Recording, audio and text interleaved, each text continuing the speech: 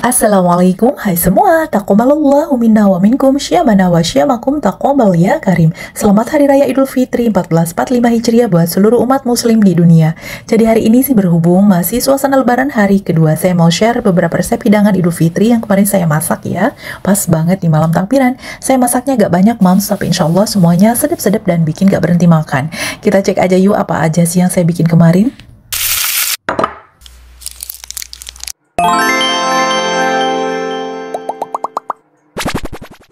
Resep pertama ini makanan pokoknya ya moms, ketupat lebaran. Jadi saya kasih resep bikin ketupat yang sangat mudah, gak perlu waktu lama dan sangat irit gas. Dimulai dari merendam beras dengan air kapur sirih. Takarannya silakan sesuaikan dengan kebutuhan ya. Kalau saya sendiri ini 750 gram berasnya untuk 15 ketupat ukuran sedang.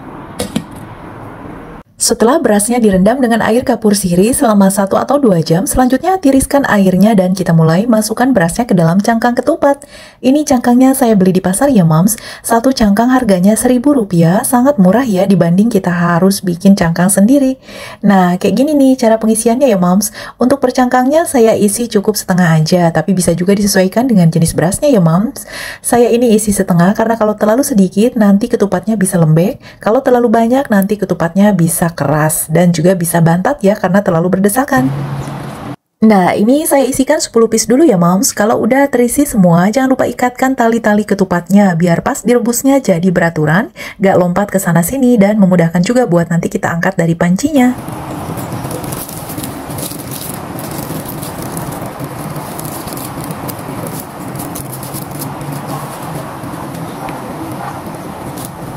Langkah selanjutnya, masukkan ketupat yang udah diisi beras tadi ke dalam air mendidih.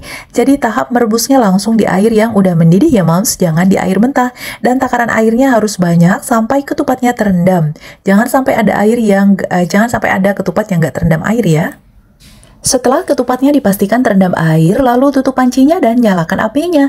Rebus selama 5 menit atau 7 menit atau paling lama 10 menit ya moms. Bisa dipilih ya waktunya mau pakai yang mana. Selama merebus jangan pernah membuka tutupnya. Oke, setelah 5 atau 10 menit lalu matikan api dan biarkan ketupatnya tetap berproses dalam panci selama 30 menit. Jangan buka tutup pancinya ya. Kalau udah 30 menit, ketupatnya didiamkan tanpa api. Sekarang buka tutupnya dan silakan cek apakah airnya susut. Kalau susut bisa ditambah dengan air yang baru supaya ketupatnya tetap terendam air. Setelah itu lalu tutup kembali dan nyalakan api kompornya. Lanjutkan merebus dengan waktu cukup 7 sampai dengan 10 menit aja. Jangan dibuka juga ya tutupnya selama merebus.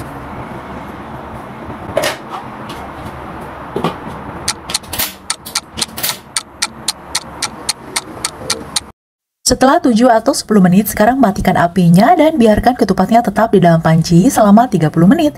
Jangan dibuka ya tutupnya. Nah, baru setelah 30 menit, sekarang buka tutup pancinya dan angkat, tiriskan airnya.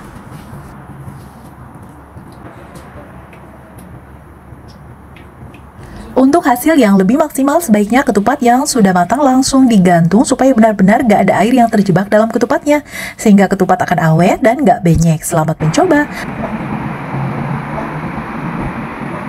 Resep berikutnya yaitu tempe bucis jange kuah santan. Langkah pertama, tumiskan bawang merah putih dan cabai keriting yang diiris-iris tipis kayak gini. Tumiskan sampai tercium bau harum.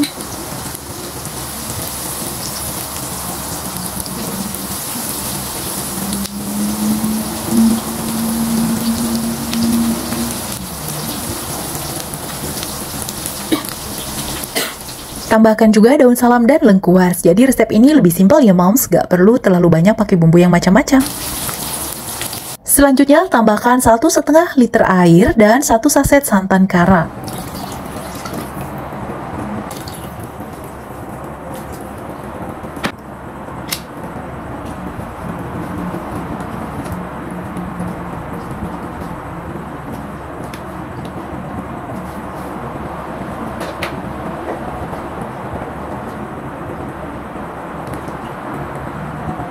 Selanjutnya tambahkan irisan tempe dan buncis. Untuk takarannya ini totalnya 500 gram ya.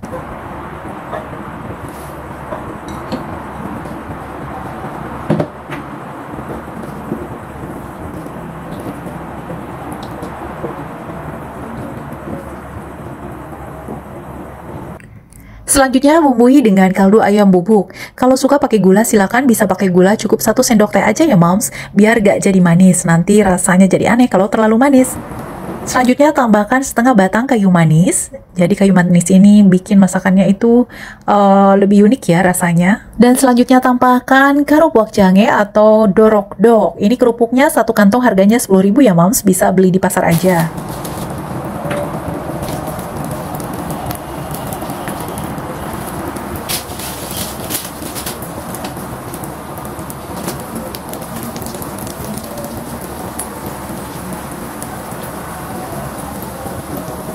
Supaya warnanya gak pucat, bisa ditambahkan 1 sendok teh kunyit bubuk.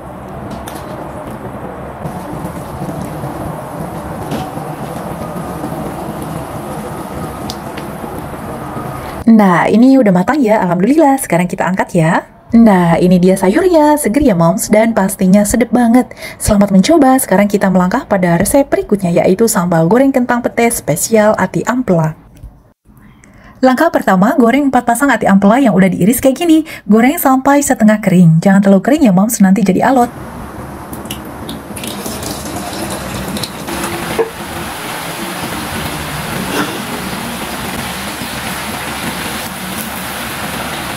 Setelah cukup kering lalu angkat dan sisihkan. Selanjutnya goreng kentang yang udah dipotong-potong dadu kayak gini. Goreng kentangnya sampai kering ya moms, supaya hasilnya gak benyek dan gak ngegumpal.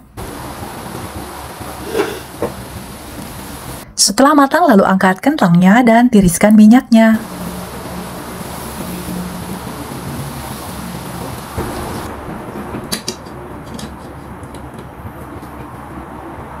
Selanjutnya saya mau tumiskan bumbu halusnya ya. Ini bumbunya udah saya blender ya moms.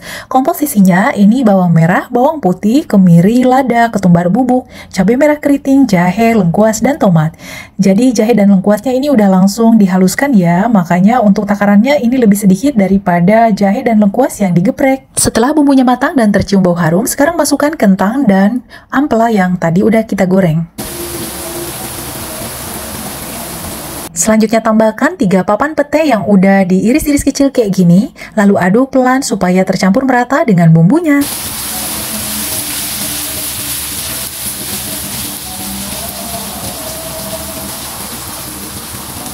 Selanjutnya tambahkan kaldu ayam dan sedikit gula pasir.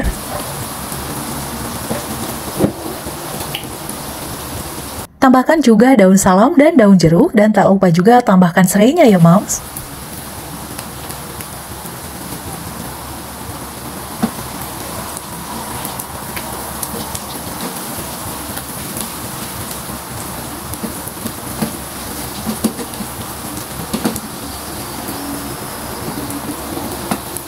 Nah, ini nih masakannya udah matang ya, udah tercampur rata dengan bumbunya. Sekarang kita angkat dan sajikan.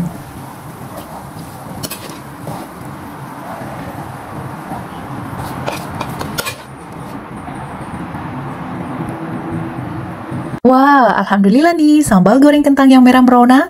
Ini gurih banget loh, dan ada sedikit sensasi pedas. Selamat mencoba. Selanjutnya resep keempat yaitu rendang daging sapi.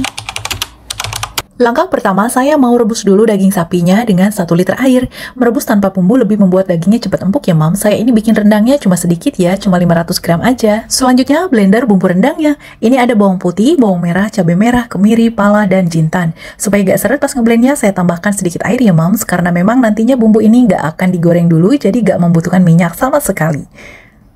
Jadi selama nunggu dagingnya direbus, saya siapkan dulu bumbu-bumbunya ya. Selain bahan-bahan yang blender, di sini juga saya mau langsung satukan semua bumbunya yang lain. Ini ada ketumbar bubuk, lada bubuk, kaldu ayam bubuk, jahe dan lengkuas yang digeprek ya. Serai juga digeprek, daun salam, daun jeruk, kapulaga, cengkeh, asam kandis, dan kayu manis.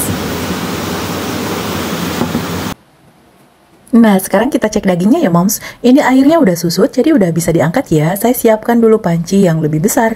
Dagingnya ini langsung kita pindahkan aja ke panci bersama sisa airnya juga. Jangan dibuang ya airnya, karena ini air kaldu. Selanjutnya tuangkan 500 ml santan kental dan 500 ml santan encer, dan sekaligus juga masukkan bumbu-bumbu yang tadi udah kita siapin di mangkuk. Oh ya, jangan lupa juga tambahkan setengah lembar daun kunyit ya moms. Maaf pas masukinnya tadi gak sempat ke video ya. Jadi ini udah masuk semua bahan, tinggal kita tunggu sampai mendidih dan kuahnya menyusut.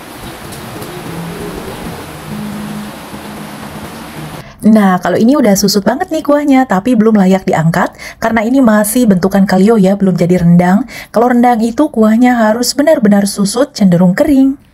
Kalau ini udah mulai kering ya moms, kuahnya udah agak mengandung air. Ini kelihatan moistnya cuma dari minyak yang keluar dari daging dan bumbunya aja. Ini warna rendangnya nggak hitam ya moms, karena saya nggak nambahin kelapa gongso. Saya cukup bumbu rempah aja, makanya ini bumbunya kelihatan lebih sedikit. Kalau mau bumbunya kelihatan banyak, silakan bisa ditambahin aja dengan kelapa gongso ya moms.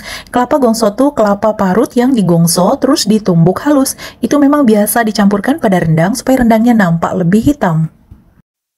Nah, ini dia penampakan rendangnya. Ini rendangnya cenderung kering ya, moms, bukan rendang yang masih basah berair. Sejatinya rendang itu memang kering, gak ada kuahnya ya. Ini dagingnya sangat empuk, meskipun dimasaknya gak terlalu lama. Rasanya pasti gurih dan wangi banget, karena saya pakai bumbu rempahnya lengkap. Oke, selamat mencoba. Selanjutnya, resep terakhir yaitu gulai daging ayam. Langkah pertama, tumiskan bumbu halus. Ini bumbunya udah saya blender halus, kelihatan banyak ya moms karena ditambahin air biar gak seret pas ngeblendernya. Komposisinya ini bawang putih, bawang merah, kemiri, dan cabai keriting merah. Setelah bumbu halusnya matang, lalu tambahkan bumbu-bumbu yang lainnya seperti daun salam, daun jeruk, lengkuas, jahe, kayu manis, ketumbar bubuk, lada bubuk, asam kandis, daun kunyit, kaldu ayam bubuk, dan juga sedikit gula pasir. Selanjutnya tuang 1 liter santan, bisa dicampur ya yang kental dan santan yang encer.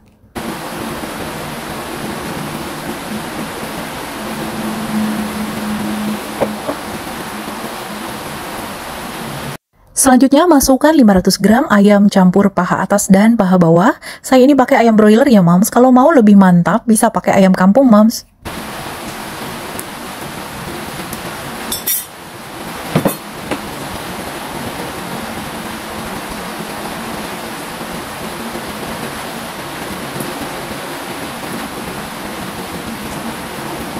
Untuk menambah cita rasa gulainya, saya menambahkan 10 lembar daun seledri. Jadi yang diambil daunnya aja ya. Lalu aduk pelan dan biarkan sampai mendidih. Oh ya, karena ini terlalu penuh jadi saya pindah ya wajannya ke wajan yang besar.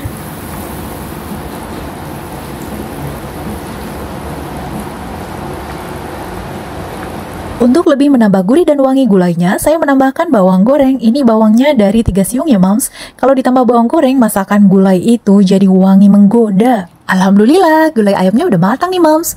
Sengaja ini saya menambahkan kuahnya lebih banyak ya dan sedikit encer biar cocok buat kuah ketupat. Ditambah rendang, sayur buncis, dan sambal goreng ati. Wih, paket lengkap deh. Oke deh moms, saya udah share 5 hidangan sekaligus ya. Semoga suka dan bisa jadi referensi buat masakan sehari-hari di rumah. Kalau kalian suka dengan videonya, jangan lupa di subscribe dulu ya bagi yang belum subscribe. Dan jangan lupa nyalakan juga loncengnya, supaya kedepannya bisa terus dapat notifikasi kalau saya upload video-video terbaru. Selamat mencoba resep-resepnya dan sampai jumpa di episode berikutnya. Assalamualaikum warahmatullahi wabarakatuh.